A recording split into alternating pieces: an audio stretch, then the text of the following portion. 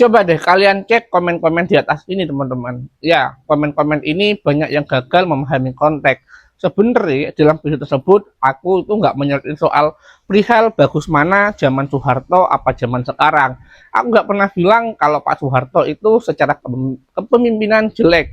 Aku nggak pernah bilang baik buruk dan nggak pernah bilang setelah reformasi Indonesia lebih baik atau sebelum reformasi Indonesia lebih baik. Aku nggak pernah bilang itu. Jadi dalam video tersebut adalah konteks di mana fenomena penobatan Pak Harto dijadikan pahlawan nasional, teman-teman.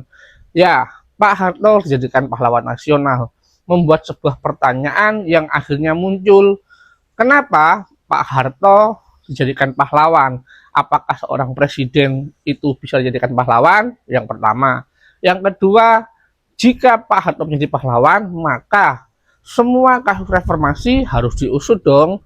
Dan ada beberapa politisi yang sekarang itu berkuasa dan memiliki jabatan dan mereka itu para aktivis reformasi dan semua itu adalah kejahatan kalau Pak Harto jadikan pahlawan. Itulah pertanyaanku teman-teman. Wah, kenapa presiden nggak bisa jadi pahlawan? Karena presiden adalah profesi teman-teman. Profesi yang digaji. Jika sebuah pekerjaan bekerja dengan bagus, yang seharusnya pantas apa bedanya dengan Pak Karno? Kenapa Bang? Pak Karno jadi pahlawan, pahlawan nasional lagi. Kan beliau juga presiden, beliau juga profesi.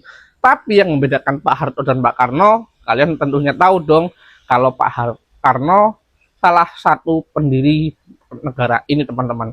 Karena Pak Karno sebelum menjadi presiden, dia berjasa mempersatukan Indonesia dan membacakan proklamasi. Dan nggak cuma itu aja, Pak Karno juga memperjuangkan kemerdekaan Indonesia melalui jalur-jalur diplomasi tanpa ada profesi dan kewajiban terdahulu.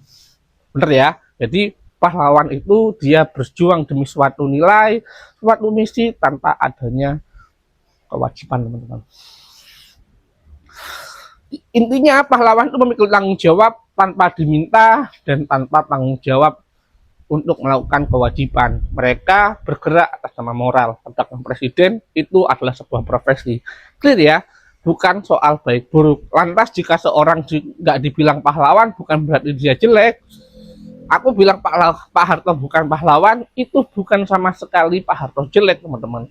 Tapi memang secara konteks, secara konsep itu berbeda jauh, bumi langit teman-teman. Menurut kalian gimana dan bye-bye.